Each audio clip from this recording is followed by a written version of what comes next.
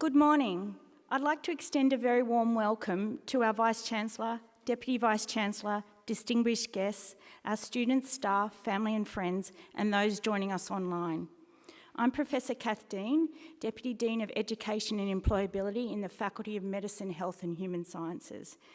We thank you all for being with us today to celebrate our students in their journey, setting out in their journey into medicine. Traditions of knowledge, sharing and learning have taken place on this land since the Dreamtime.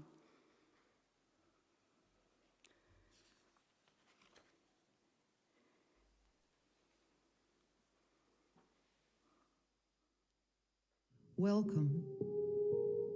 We acknowledge the traditional custodians of Macquarie University land, the Wadamartigal clan of the Darug Nation, whose cultures and customs have nurtured this land since the Dreamtime. We pay our respects to elders past, present and future. We welcome people of all nations and all faiths. Kwai Bidja, Jamna Payala Janawi. Come here, we speak together. We have 60,000 years of archaeological evidence of Aboriginal habitation at Lake Mungo and 20,000 years in Ryde. We have great antiquity. Today, hundreds of Aboriginal and Torres Strait Islander people graduate from Macquarie University. The Darug Nation had famous leaders such as Chief Yarramundi, Naraginji, Colby and Maria Locke. Many of the descendants of these Darug people live today amongst you. We celebrate with you our ongoing attachment and custodianship of this country. We celebrate the achievements of Macquarie University.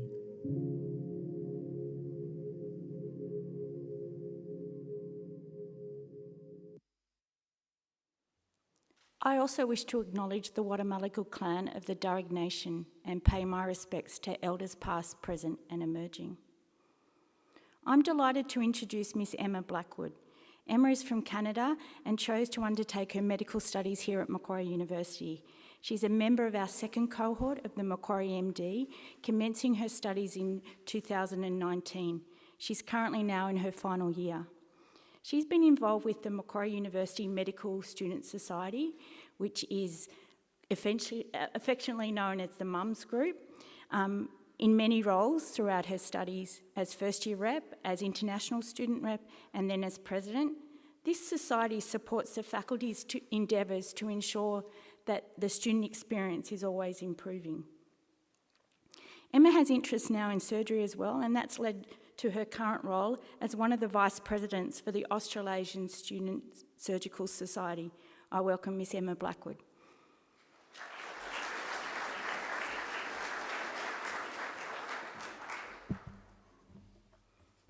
Yeah, I'm not too tall. Thank you. Thanks, Kath. Hi, everyone, and thank you for having me.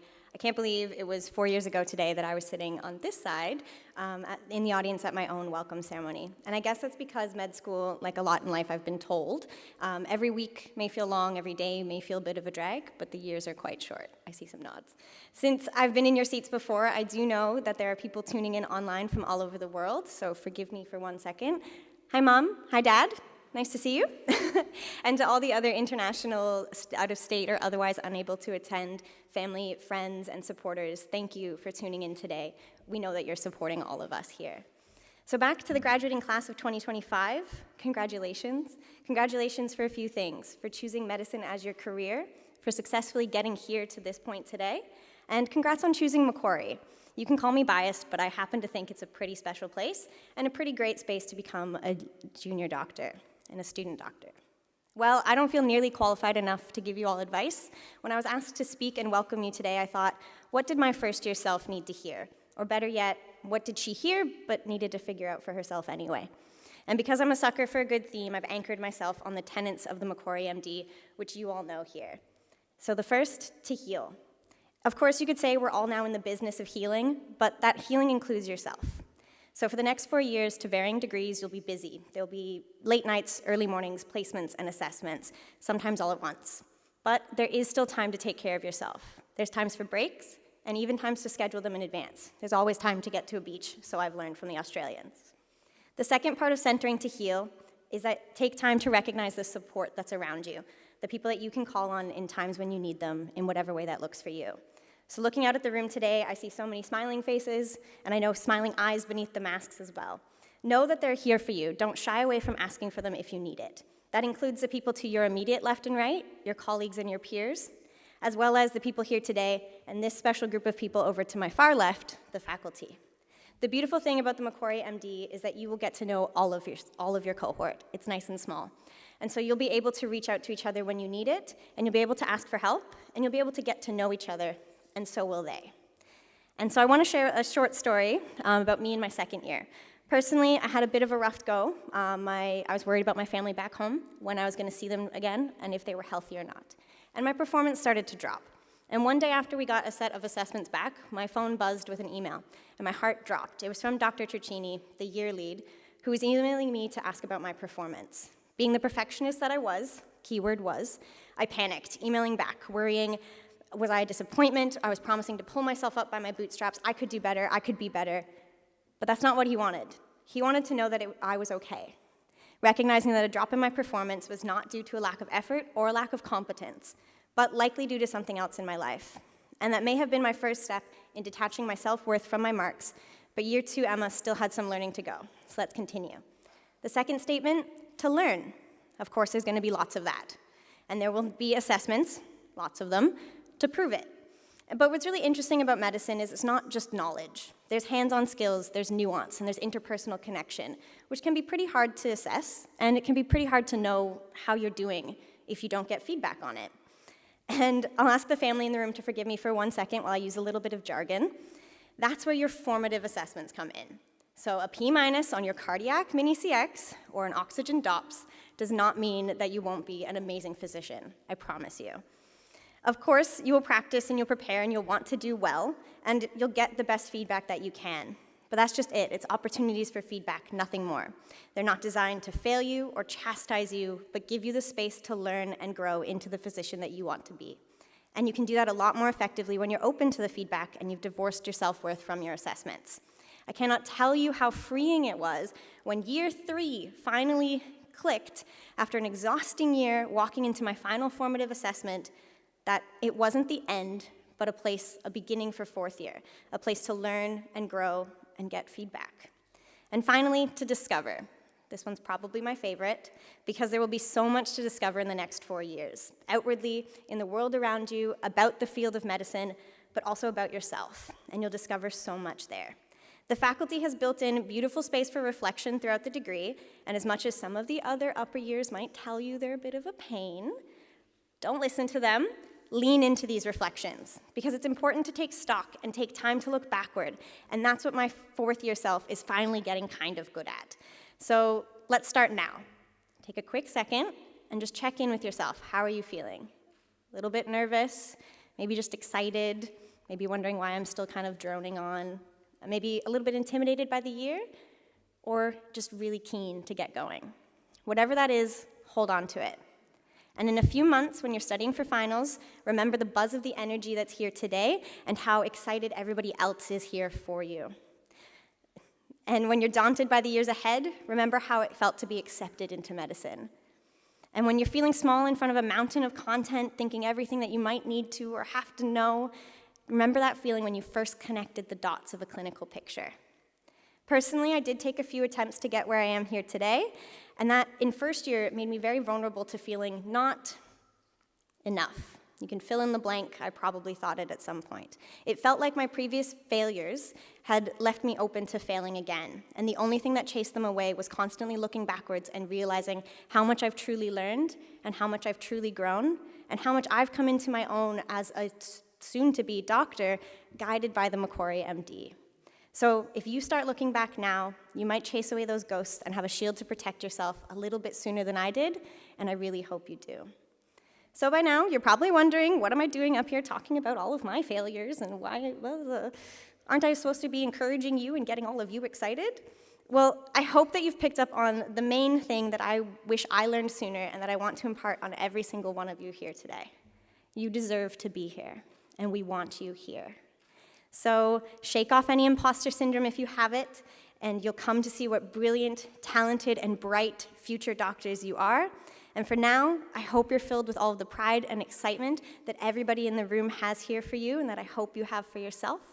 Whether you believe me now and it's already clicked, or it takes a couple years like it did for me, I hope you look back and think back of the girl standing at the podium at your welcome ceremony. Think, gosh, she was right. I am meant to be here. Welcome to the Macquarie MD.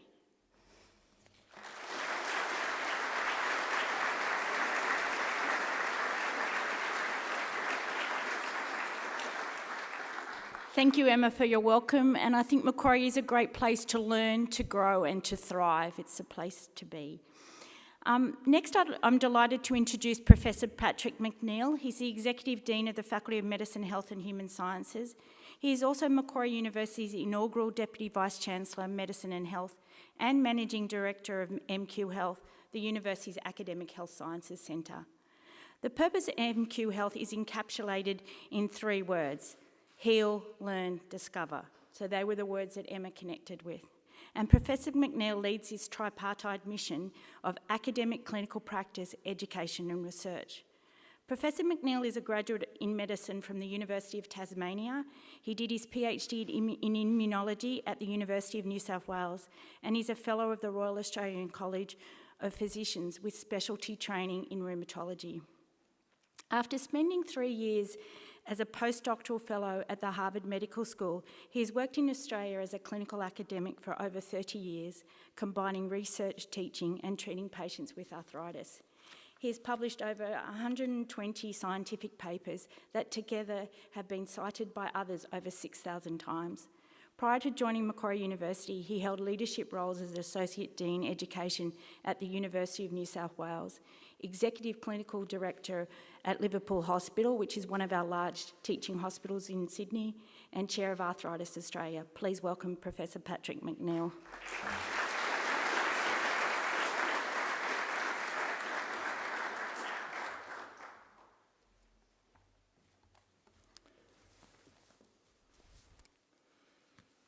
Vice-Chancellor, distinguished guests, ladies and gentlemen, thank you, Kath, for that introduction and Emma for the welcome. Hopefully, many of you are starting to feel the sort of warmth of the Macquarie MD that we try to make important for our students and for our community. As the academic leader of the Macquarie MD, it's a great pleasure to welcome the families and friends of our students to our campus, particularly those who haven't been here before from interstate, and also those of you online who are unable to be here. I know your support has been crucial in enabling your daughters, your sons, or your partners to realise this opportunity to follow their dream and enter the medical profession, and I thank you for that support. For me, educating medical students is one of the most rewarding and fulfilling parts of my professional life. Something I've been doing for over 30 years. And we have a number of my fellow academics and clinicians today. And I know I speak for all of them in giving you our collective commitment to continue to bring that enjoyment, that excitement, and that enthusiasm we all share, as well as our innovation, our passion and our caring to the education, training and mentorship of the Macquarie MD class who have begun their studies in 2022. Society entrusts its universities to educate and train the next generation of professionals, particularly health professionals, to serve society's future needs. And at Macquarie, we take that responsibility very seriously. In developing the MD and selecting students to study within it, our ambition is to prepare you, the class who will graduate and then enter practice in 2026, to be future leaders of the medical profession and to use all that you will learn here at Macquarie for social good. Today is a very important day for the Macquarie Medical School. We're engaged in a tradition that we believe will endure through future generations and create a point of difference from other medical schools here in Australia. So at this event, we formally recognise through a ritual our student doctors' rite of passage to mark the beginning of their professional careers this year, not when you graduate, because you already have entered the medical profession. So the ritual has 2 parts. In the first, as the Dean of the Faculty, I'll welcome each student into the profession by presenting them with their personal stethoscope, which is invented more than 200 years ago, but still remains a very strong symbol of the medical profession and its values of altruism, compassion, honour and respect. In the second part of the ritual, our students will publicly declare here, in words they have written themselves, and the words are different every year. Every class brings their own distinctiveness to the words. But they will declare here publicly in the presence of their family, friends and teachers, their commitment to how they will undertake medical practice. Ladies and gentlemen, the choice that our students, your sons and daughters and partners, have made to enter the medical profession is a rare honour. It's an extraordinary privilege and it should never be taken for granted. We are fortunate at Macquarie University to have a Vice-Chancellor and President who, as well as being an inspirational leader of our university, is also a physician. Someone who made that same choice himself many years ago, as you, our students, have made, to follow his calling and enter the profession. So it gives me great pleasure to now invite our Vice-Chancellor and President, Professor Bruce Doughton, to give the keynote address.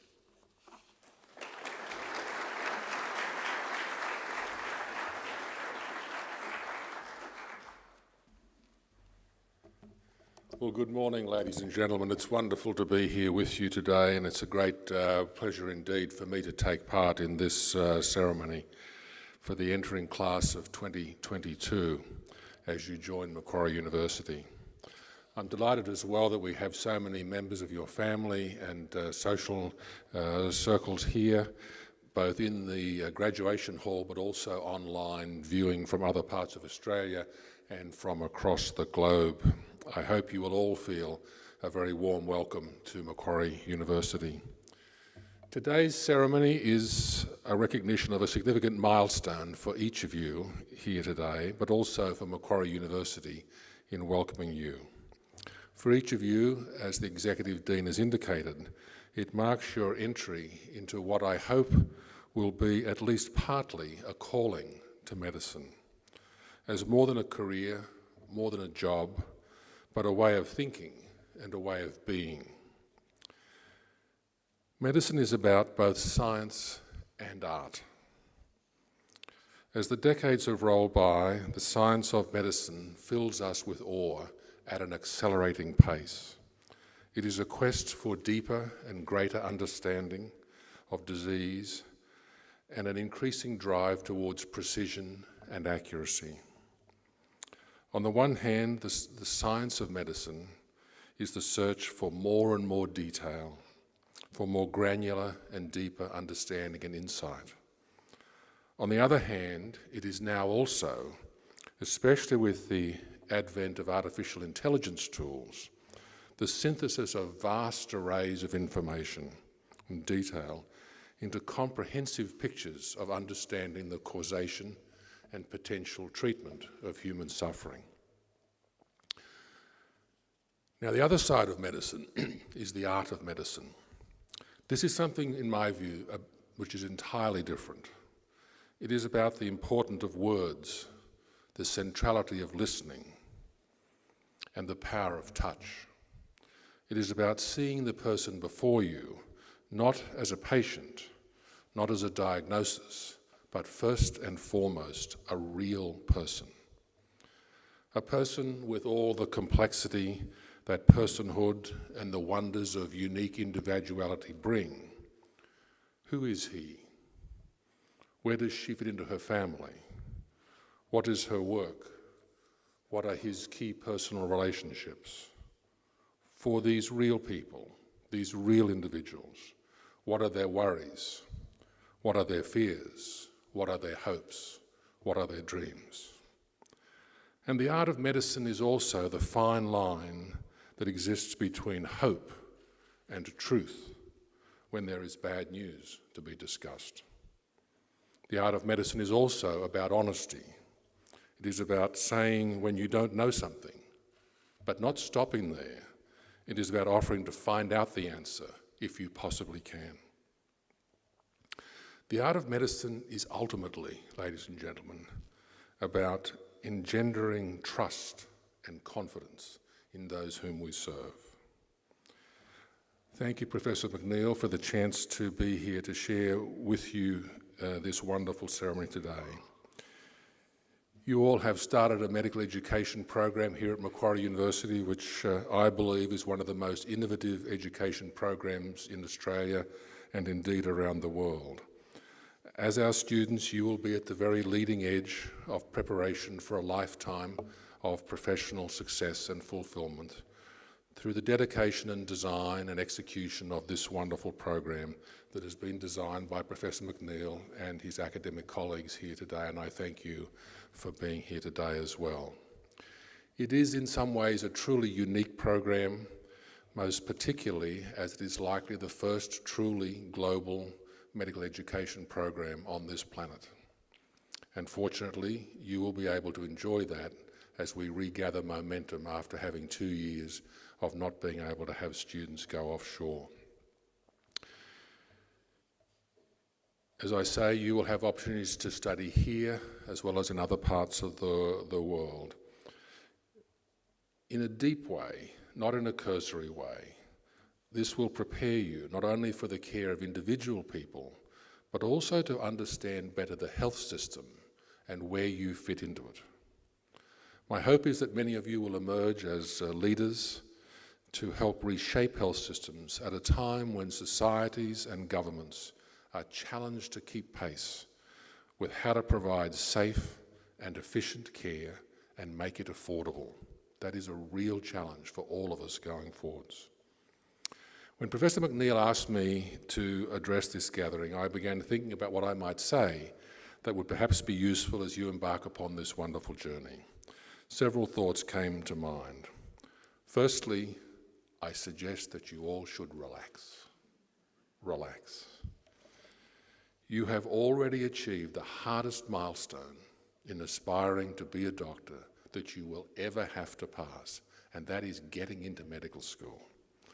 Now, you're going to have lots of people along the way who are going to tell you about how difficult it all is further down the line, about how hard you have to study, about how hard the exams are, about how to get into a postgraduate training program is so burdensome, how to get to the right geographic location you want to be, how you blend your life to align schedules with your private life, about how you mix it with taking kids to weekend sport and taking the dog to the grooming appointment and all of those things. You'll hear all about it. How to spend time with your friends, your husband, your wife, your partner, your lover, whatever. Everyone will tell you how hard it all is. You've already achieved the hardest thing, and that is to be sitting in this room today. So I suggest the first step is just to relax and chill for a while, because it's great.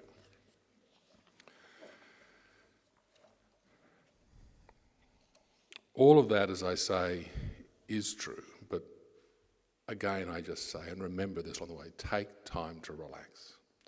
As I cast my mind back to being a young boy about 7 years old, visiting grandparents on a vast outback sheep station in this state, in a very desolate part of Australia. When that little boy casts his mind back now to that setting a long while ago, and he sees out of the dark evening starlit sky a light aircraft landing with a doctor and a nurse on board to evacuate a young cousin who'd been taken seriously ill. And that plane landed with cars lined up by the side of the runway to provide landing lights and kerosene rags thrown into a drum at the end of the runway to show the pilot where the end of the runway was for a night landing on a day-only runway. How would he imagined anything more exciting than being a doctor? How would that same little boy, when he was a young man, having just arrived 11 years later from a working class family in rural New South Wales to the big city to begin as a medical student at that university across town with a few sandstone bricks, how could he ever have seen where entering the profession of medicine might take him? And then back on a Saturday in late March, 47 years ago, when he was at your stage, how would he have ever predicted that he would leave Australia almost immediately after medical school to pursue a career in paediatrics at the Boston Children's Hospital? That he would move from Boston to St. Louis to direct a division of medical genetics in St. Louis, Missouri? That he would return to Australia as Dean of Medicine at the University of New South Wales in his early 40s. That he would have his aspiration perhaps to be a university president and vice-chancellor dashed when he got mixed up in the slipstream of a very nasty scientific misconduct case. that in silent protest, as a matter of high principle, he left his job in free fall with no job to take a family back to the US and start all over. That he would end up being a professor at Harvard Medical School. That he would never imagined he would travel the ends of the earth, consulting about the development of healthcare systems and universities all over the world, in places as far afield as China and India, the Dominican Republic, Kazakhstan, Libya, Saudi Arabia, UK, Greece, and many more. How would he have seen that he could possibly end up being the Vice-Chancellor and President of this university? And particularly, how could he see himself here today? It's a privilege, and let me dwell on that word for a moment for you and examine the nature of privilege. When I think about how I got here today over those 47 years, sure, I've had some lucky breaks along the way, I've worked pretty hard, but at the root of it all, the many substantial blessings in my life have come out of two things only. Parents who loved and cared about me very much and who wanted a better life for me than they had as a working class family for themselves, and my education. Those two things alone are any professional successes that I might have had. So I urge you always to dwell on that sense of privilege that you have to be here today, entering this wonderful profession. And I urge you to be thankful and mindful of how you got here. It's no doubt due to a great degree to a lot of hard work that you've all put in over many years, studying and applying yourselves. It's also your native intellect, but I also imagine your thoughts of gratitude and caring will go to your family and those you hold most dearly that have helped you to get to this place today from the neighbouring suburb, from somewhere else in Sydney, from across this nation or across the world. So there is the second thought that I have for you today, to dwell in the purposeful way on that notion of gratitude, not just privilege, but gratitude. A moment ago, I shared with you a little of my own journey, and I certainly didn't do that with brief bits of biography for the purposes of self-promotion. But I did it to suggest to you that you are embarking upon a career with such a diverse array of opportunity. You will have so many choices, so many directions that being in medicine can take you. And just as they have been for me, some of those opportunities will be easy, welcoming and thrilling. And just as it's been for me, some of them will be disappointing and daunting and very confronting. All part of the richness of the individual career pathways that you will choose for yourselves. Reflecting back on the many diverse opportunities I've had in my own career, none of which I would have seen back on that day in March 1975 when I started, I urge you to keep your eyes open for every opportunity. You're bright, you wouldn't be here if you weren't, that's a given. But I also believe that the most interesting and fulfilling careers and lives come to those who are also innately curious, a yearning to understand why something is the way it is, curiosity to want to get behind that closed door, to peek in the slightly open door crack and see what's behind it. Curiosity will enrich your experience enormously, in my view, help you build resilience, diversify your coping mechanisms, and for those moments when you confront a daunting time, remember and draw on that resilience that comes from being curious. So my third thought for you, be curious. Moving on. A thought for you about how to interact with your patients. I want to gently but firmly remind us all that we stand on the very same ground as the patients we serve, not above, not superior, not elevated to some exalted status. We are on the same level, entrusted with the high privilege of being allowed into the innermost parts of our patients' lives, their sickness, their health, their being born, and their dying. So very much of the wonder of medicine is about making and helping patients feel better, and be cured, be healed, but sometimes it's about stepping back and letting go, respecting that the cycle of life is indeed unending and unpredictable, and that like us, our patients are born into this world, they also die from this world, and we have a responsibility to be helpful to them at all stages. What I'm driving at here is that the people for whom we care should be at the centre of our attention and the centre of the healthcare system, not the other way around. Overtly or subtly, in my view, in too many developed economies, including, ladies and gentlemen, in Australia, I believe the health system, the way healthcare is delivered, is about what is good for doctors and the system first. And if we are brutally honest, patients are down the list of our priorities. It must become the other way around if we are ultimately going to be servants of the societies we live in. So my thought there for you is genuinely keep the patient in front and centre always. On to my next thought. Keep your eyes and ears open for the opportunity to find a mentor. Several years ago, I gave the hardest public address I've ever given in my life. As I entered the Great Hall of Sydney University for the memorial service of Emeritus Professor Riven Blackburn, AC, I felt daunted.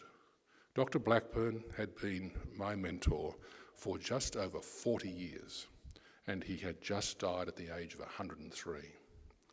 He was my closest mentor and a dear friend for many, many years. He was the doyen in many ways of Australian medicine. As Professor of Medicine at the University of Sydney and the Royal Prince Alfred Hospital, he founded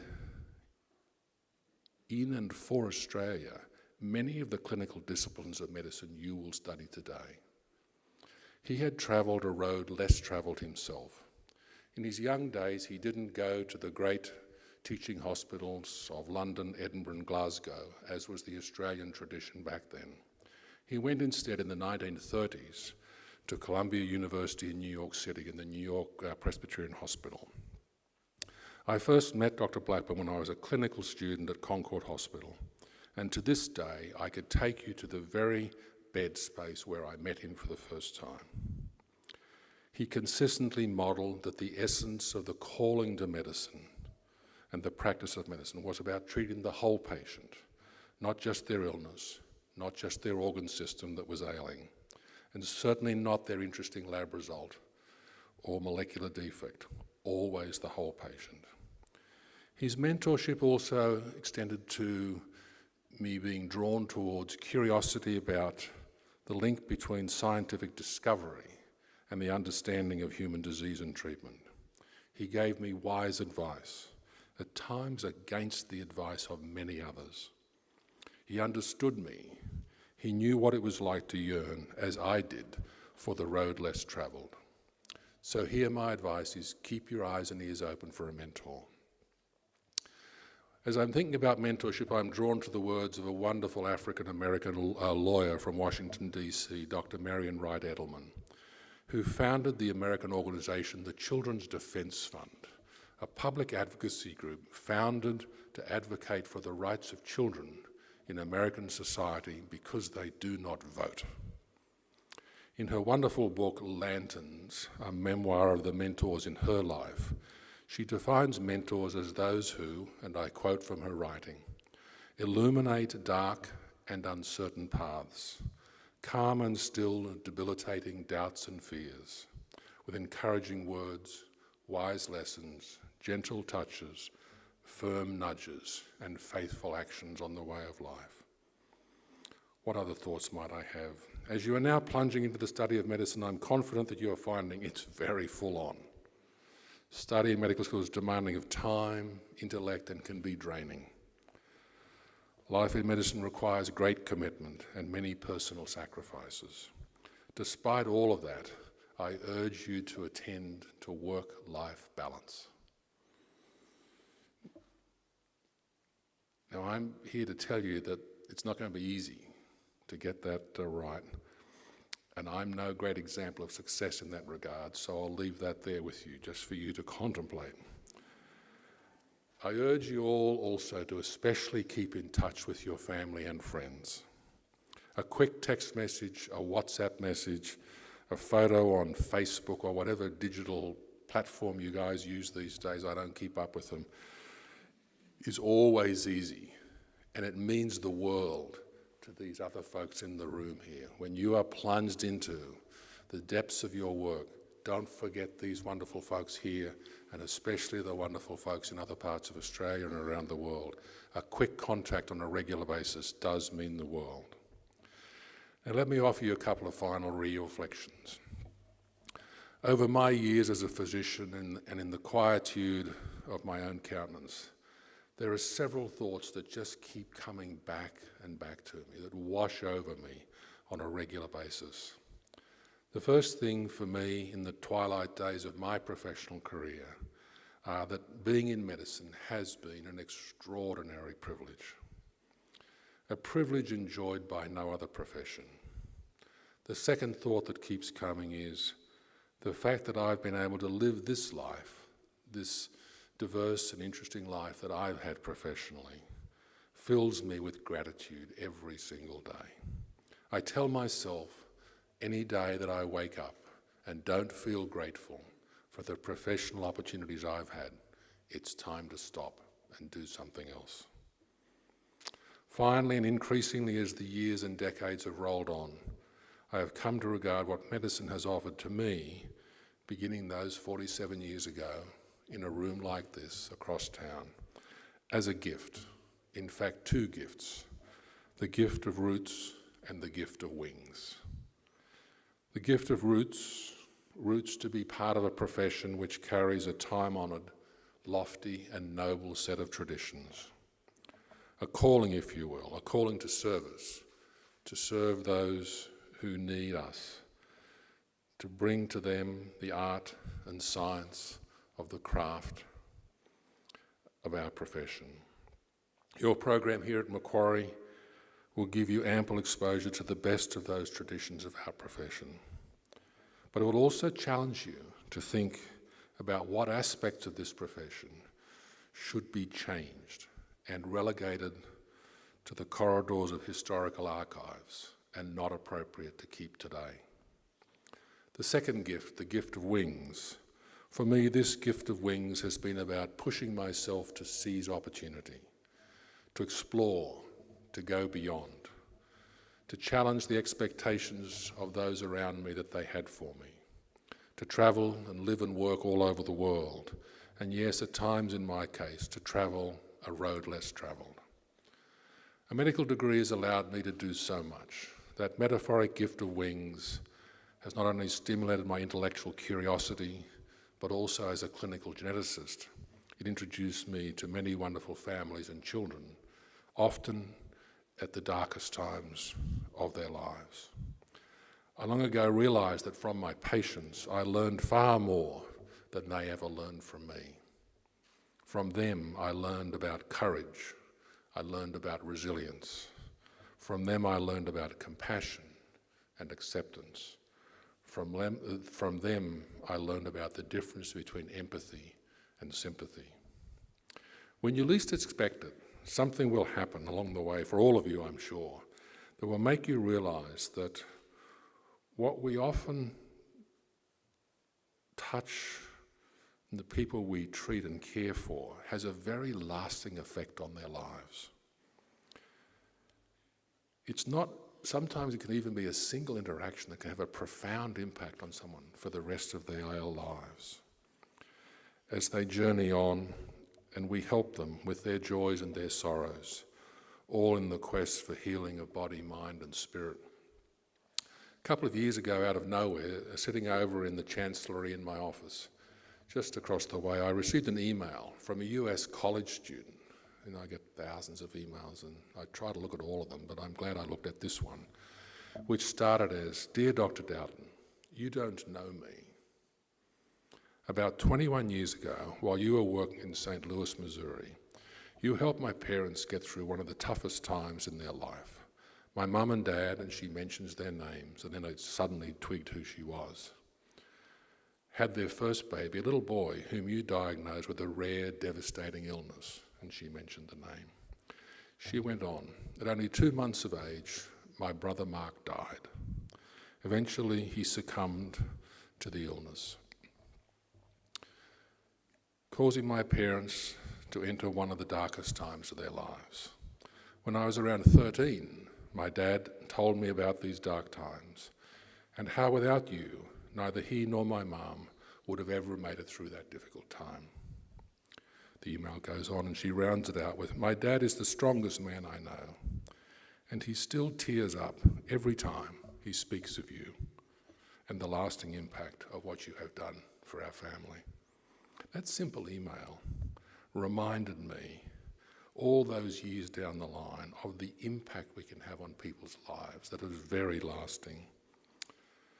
In closing, to Professor McNeil and your academic colleagues here today, I want you to know how immensely proud I am of the work that you do in leading this wonderful MD program, a real beacon of innovation for this university, along with the other programs that you work on.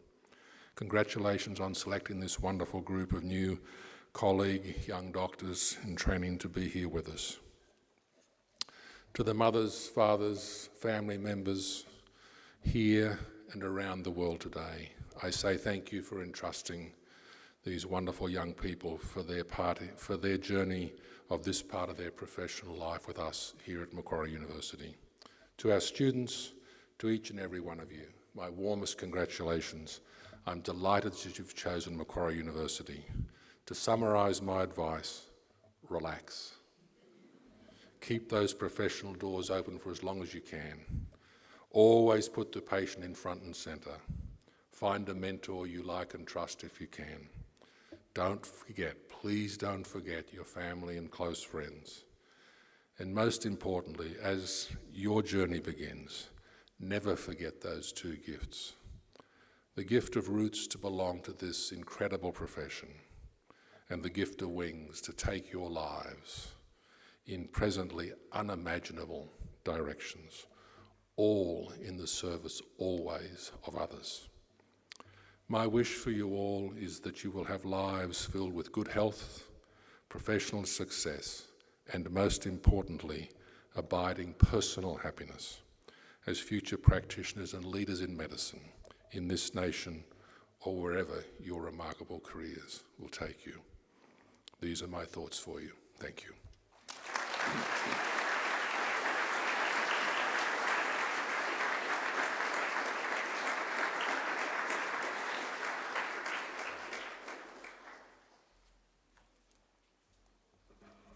Thank you, Vice-Chancellor, for those wise words.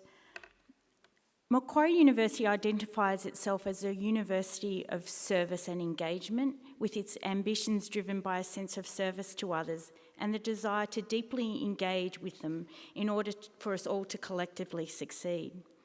The inclusion of global experiences in the Macquarie MD is designed not only to start that gift of wings journey that the Vice-Chancellor talked about, but also to enrich our understanding of complex health systems, promote openness to diversity, greater levels of tolerance, and ethical reasoning. Our students will complete clinical rotations in Hyderabad, India, with Apollo Hospitals. Dr. Venkata Ram, our campus dean at Apollo Hospitals, is not able to be here today, but he has prepared a very special address for us on video.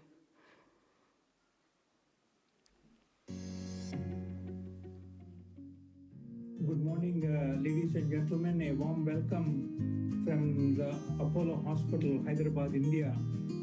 I extend my full support and greetings to all the students at Macquarie who are going to get excellent medical education not only in Sydney but also in Hyderabad, India as a part of Macquarie Global MD program. I can assure you as a Dean of the India campus from Apollo Hyderabad that you will get a wonderful clinical experience in Hyderabad. No doubt your base is Sydney, but it will be nicely complemented by a fantastic clinical experience that is available and awaiting for you at Apollo Hospital, Hyderabad. As you are probably aware that Apollo Hospital, Hyderabad is one of the topmost hospitals in Asia and provides medical services to large number of patients with all kinds of disorders and diseases. Therefore, you will have a great clinical experience, exposure at Apollo Hospital to become wonderful doctors in the future. So Apollo Hospital, as you know, collaborates with Macquarie University for your global MD program, and due to the synergy that both the institutions have, certainly the global MD program has tremendous value. And as Sir William Osler has said, that the first step to success in any profession is to be interested in it and to have passion. And I know that you are interested in medicine, you have passion for it.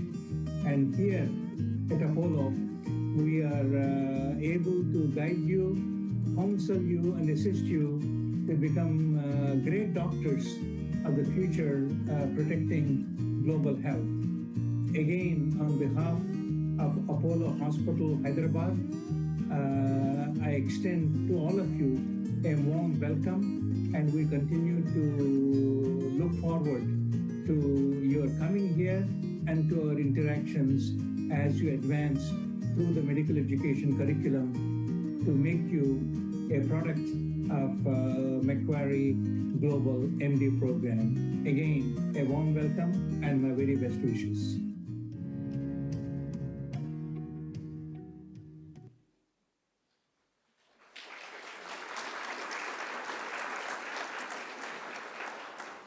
Thank you, Dr. Ram. And you can see from that welcome, our students will be warmly welcome when they study in Hyderabad. I'd like to invite Professor McNeil and current students Gareth and Alexis back to the stage to present our new students with their stethoscopes.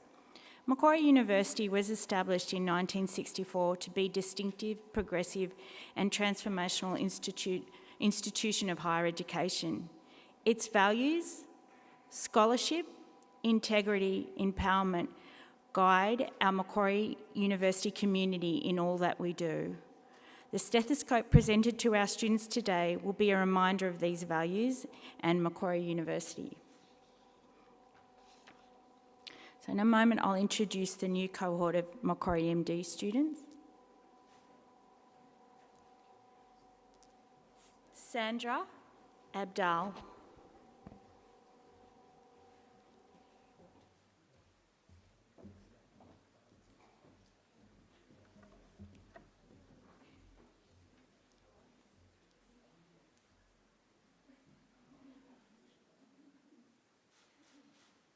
Anisha Amare Sakara.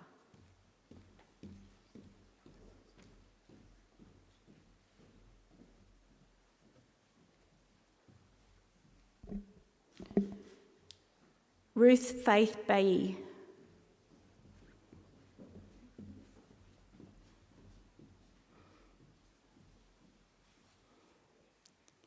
Bailey Bumbry.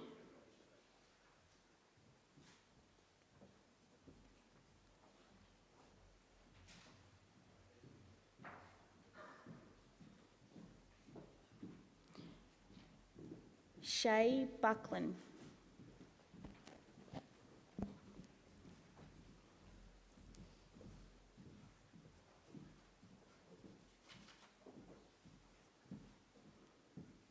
Nazili Khalik.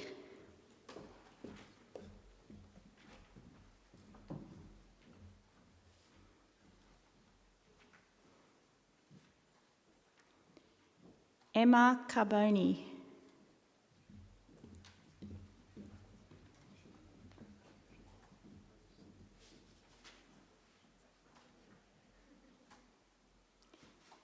Cameron Chang.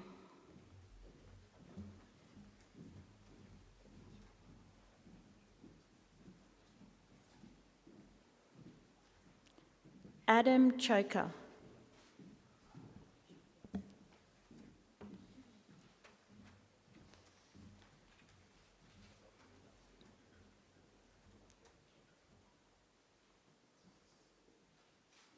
Catherine Clohessy.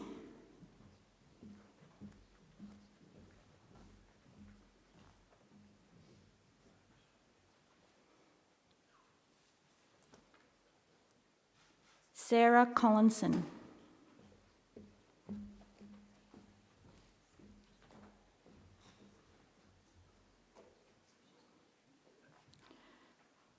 Thomas Courtney Stubbs.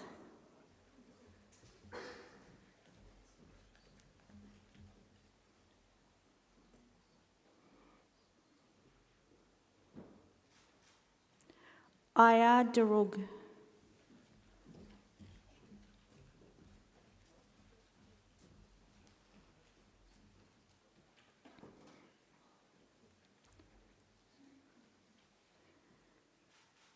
Nathan Johan.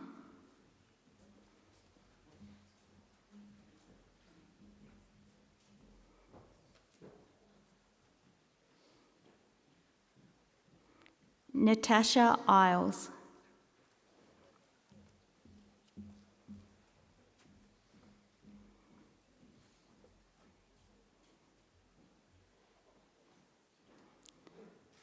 Jack Fulder.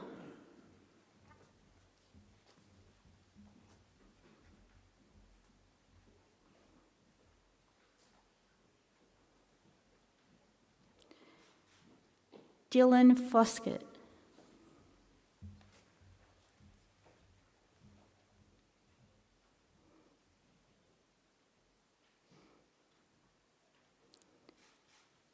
Shuham Gao.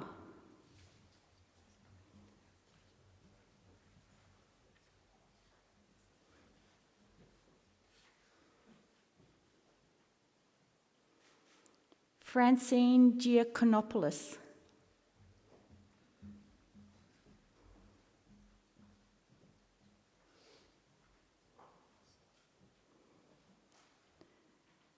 Rose Pritt Gurn.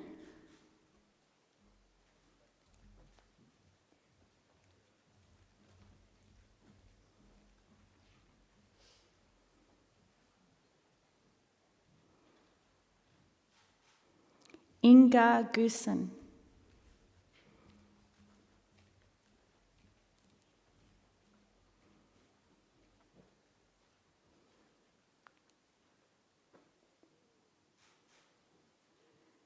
Gavuni Gunserera.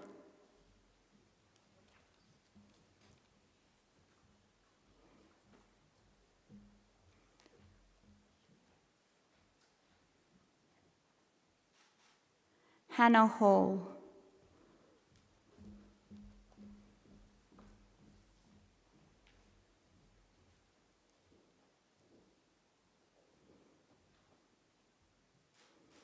Rohit Harwood.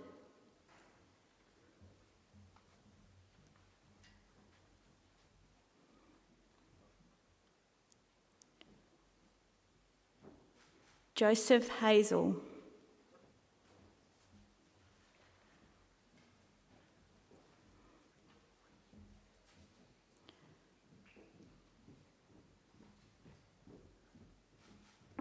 Brian Ho.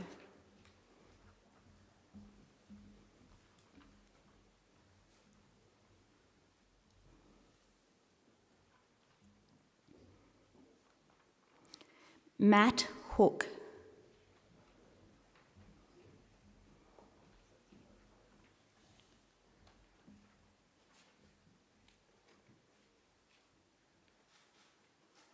Zacchaeus Hopkins.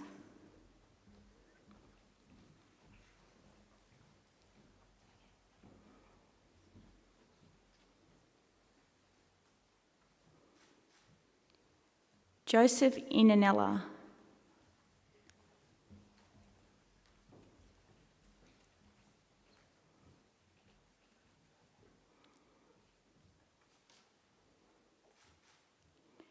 Kenza Ibria.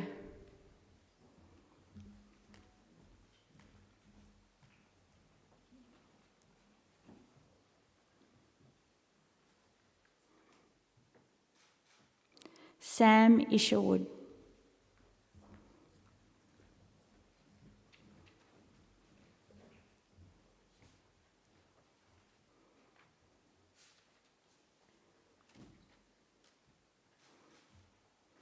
Mahika Jayasingh.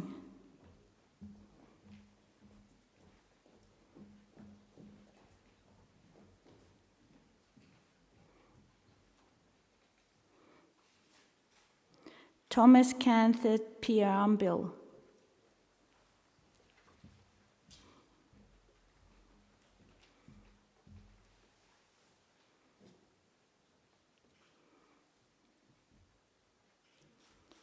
Ethan Kettle.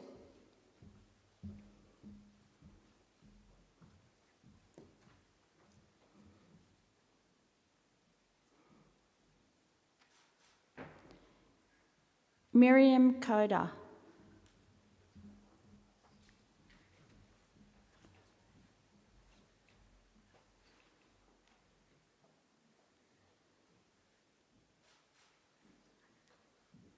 Akash Kodasinghe.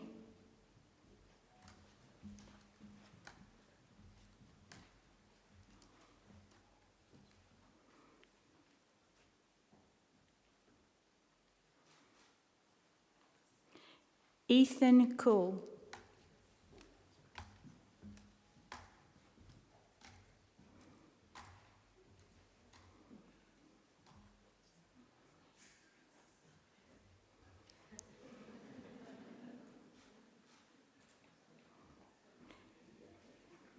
Matthew Kostick.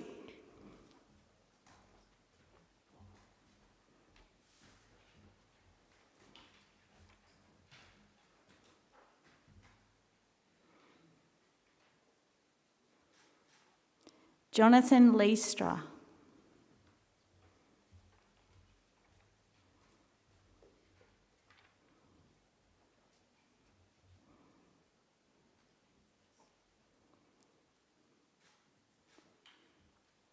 Ollie Liang.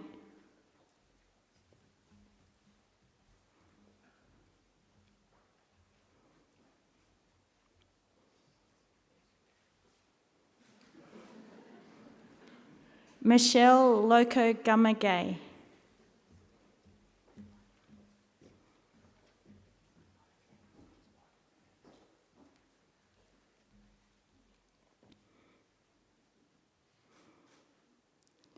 George Liu.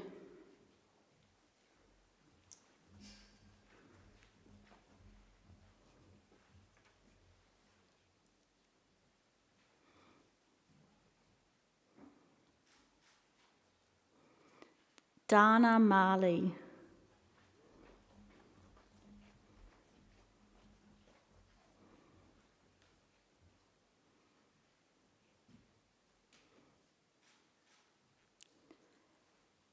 Abhishek Makajar.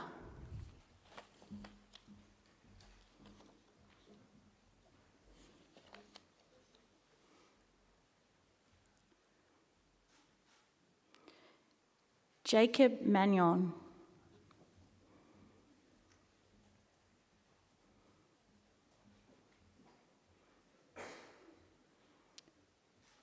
Leandra McIntosh.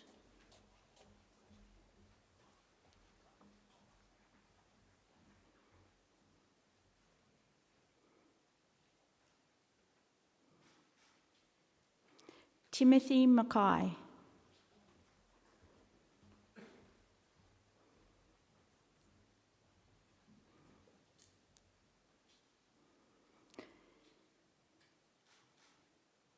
Samuel Milne.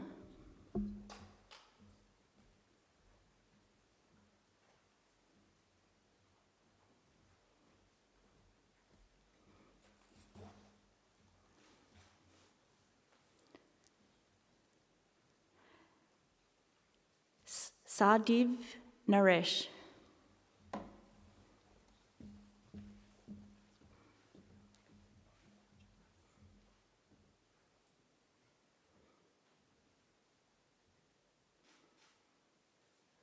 Ruby Nichols.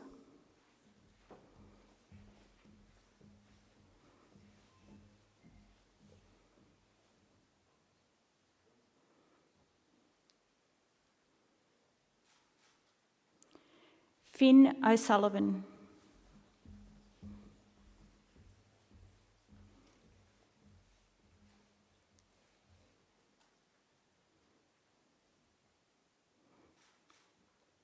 Christelle Pagonis.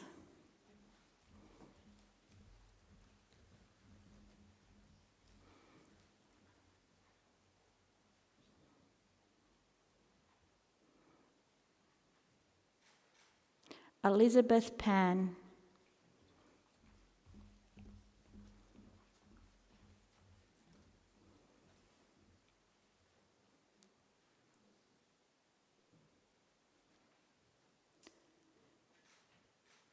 Parveen Sherelle Pereira.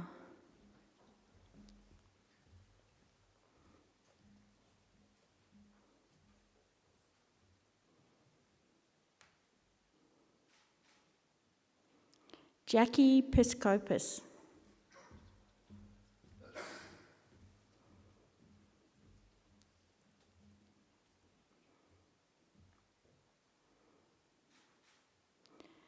Devindi Rataguntunda.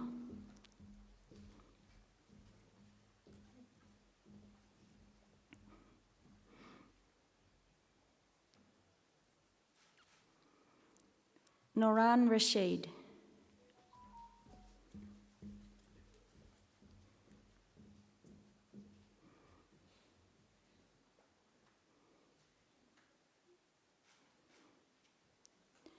Divya Rodriguez.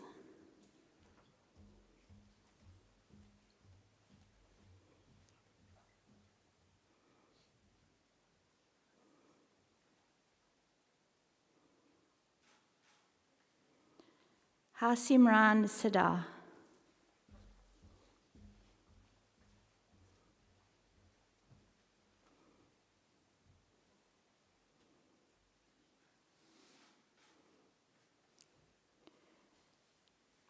Jivan Sekon.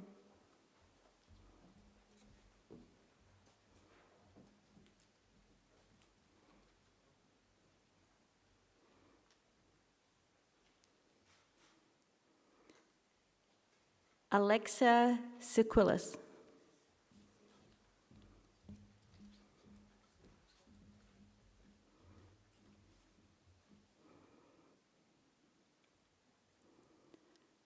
Lucy Stewart.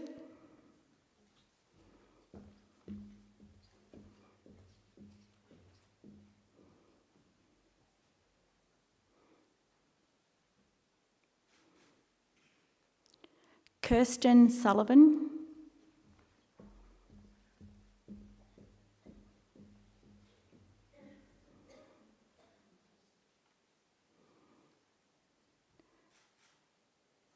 Tobias Tay.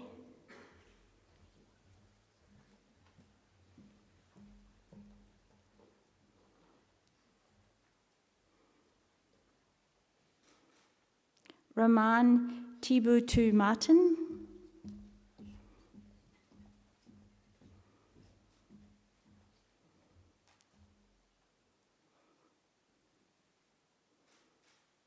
Tia Sinanis.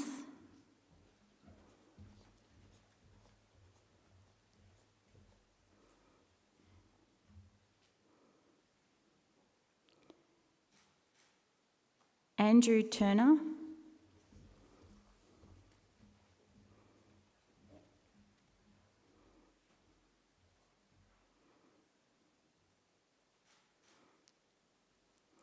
Venkata Verel.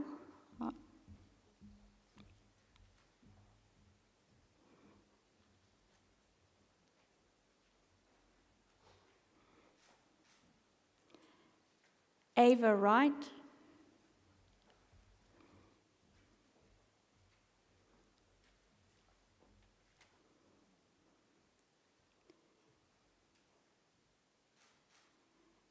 Isabella Young.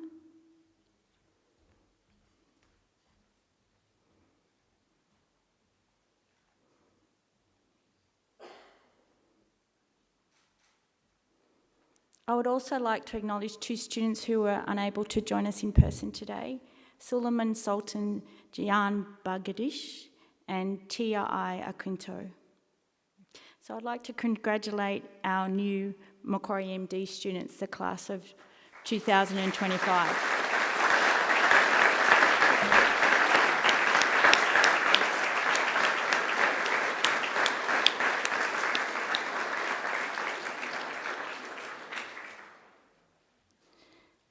you want to return and introduce the oath?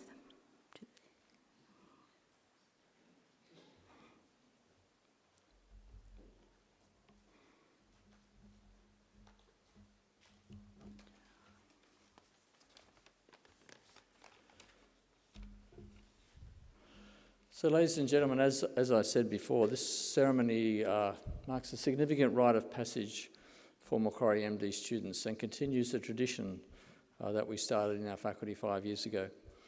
So as part of that tradition, our students will, in words they have written themselves, commit to learning to their profession, to their communities and to their patients. I ask the students to please stand and deliver their oath.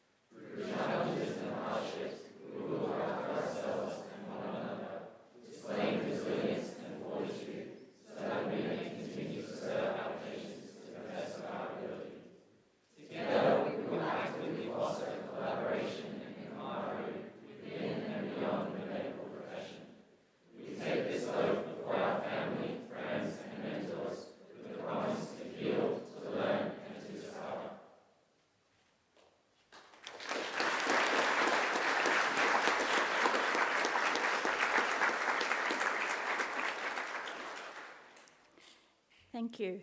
That concludes our ceremony. The Faculty of Medicine, Health and Human Sciences warmly invite all of you to join us for refreshments. I'd like to thank all of you and those who joined us online today for being part of this wonderful celebration as we wish our new students well. Prior to refreshments, though, we'd like to take some group photos. So I'd like to ask the Vice-Chancellor and Professor McNeill to join the cohort on stage for some photos.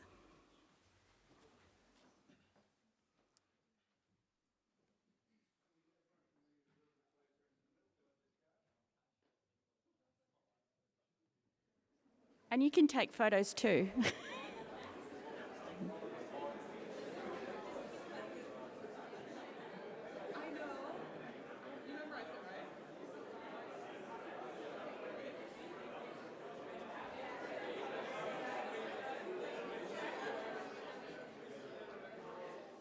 I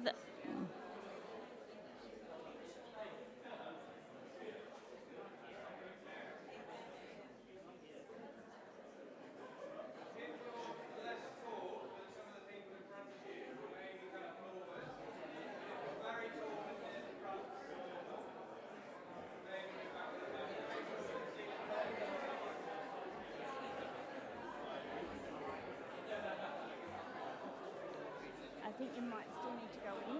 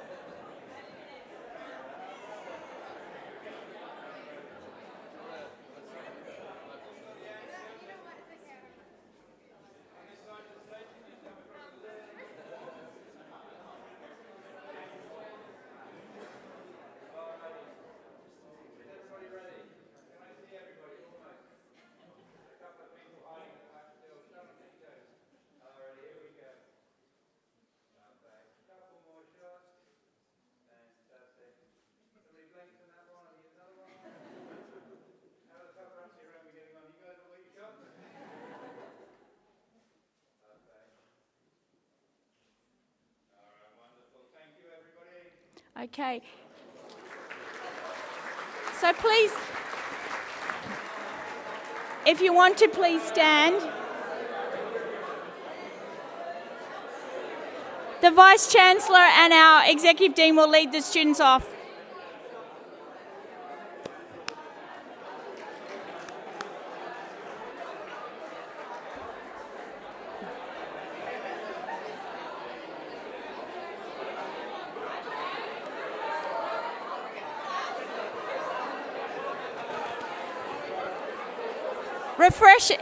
Refreshments will be served out to the back if you go through and then round to the side.